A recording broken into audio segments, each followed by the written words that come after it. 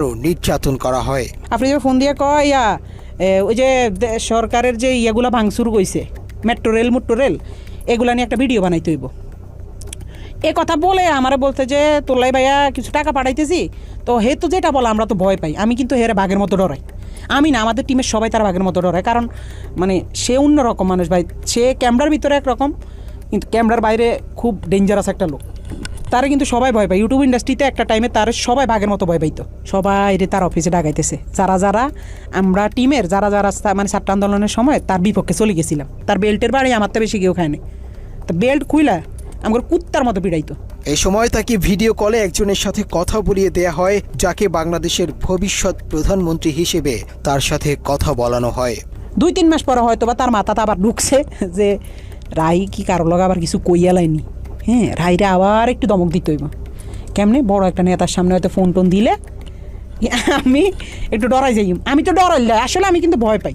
তো হঠাৎ একদিন রাইতে আমি নোয়াখালী 10:30 11টার দিকে হঠাৎ একটা ভিডিও কল, তো ওই দাফরি দিয়ে এই তো আবার তলপেটে কামড় দিয়েছে। আল্লাহ এতদিন পর হঠাৎ কল দিয়ে আবার কি জানি কি কয়, হঠাৎ ফোন দিয়ে কয় শুন তোর লগে একজনের সাথে একটু কথা বলাই দিবে, বুঝছস রাহি। পর আমি কই জি ভাইয়া, কোনো সমস্যা নেই বলেন। পরের দিন দেখলাম হঠাৎ করে বিপিনুর ভাইয়ের সাথে আমার কথা বলাই দিছে ভিডিও কলে। আমার কইতেছে একজনের সাথে তোর কথা বলাই দিব, সে কিন্তু নেক্সট বাংলাদেশের অনেক বড় মাপের একজন কেউ হবে, প্রধানমন্ত্রী বা মানে ভালো একটা পদে যাবে। তো পরে দিই আফ্রিদি ভাইকে বুঝছি তো তোর ভাইয়ের অবস্থানটা। আমি কি জি ভাইয়া বুঝছি, পরে কথা সাবধানে থাকিস, ঠিক আছে। আমি কি জি ভাইয়া ঠিক আছে। শুধু বুঝাইছে যে তার লগে বিশাল বড় বড় হাত আছে, এই জন্য সে দেশে খুব রিল্যাক্স আছে, মানে বুঝাইছে এটা। তৌহিদ আফ্রিদি 5 আগস্টের পর দেশ ছেড়ে পালিয়েছিল।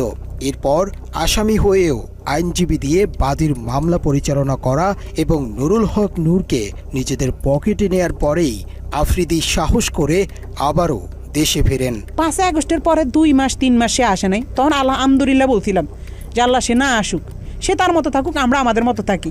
আমরাও তার কাছে যাইতাম চাই না, সেও আমার কাছে না আসুক। যে মানুষ 5 আগস্টের পরে আইসা দেশে স্টে করছে, সুন্দরভাবে থাকছে, আল্লাহ তো আপনার সুযোগ দিছে, কিন্তু না আপনার ভিতরে তো ওই মনুষ্যত্ব না। আপনি শুধু রিভেঞ্জ, কারে কারে ধরবেন, কারে কারে মারবেন, কারে কারে কি করবেন, আপনার মনের মধ্যে শুধু এসব হারামি। আল্লাহ কি আমরা ছাড় দিব? এসব কারণে তো আল্লাহ আমরা ছাড়ে না। এভাবেই বাপ বেটা মিলে তিলে তিলে গড়ে তুলেছেন অপরাধের এক ভয়ঙ্কর সাম্রাজ্য। আমরা বৈষম্যহীন স্বাধীন এই দেশে এরকম অপরাধীদের দৃষ্টান্তমূলক শাস্তি দেখতে চাই। বাবার টেলিভিশনকে কাজে লাগিয়ে আর কোনো পুত্র যেন তৌহিদ আফ্রিদির মতো ভয়ঙ্কর অপরাধী হয়ে উঠতে না পারে। দর্শক, আজ এ পর্যন্তই। আবারও দেখা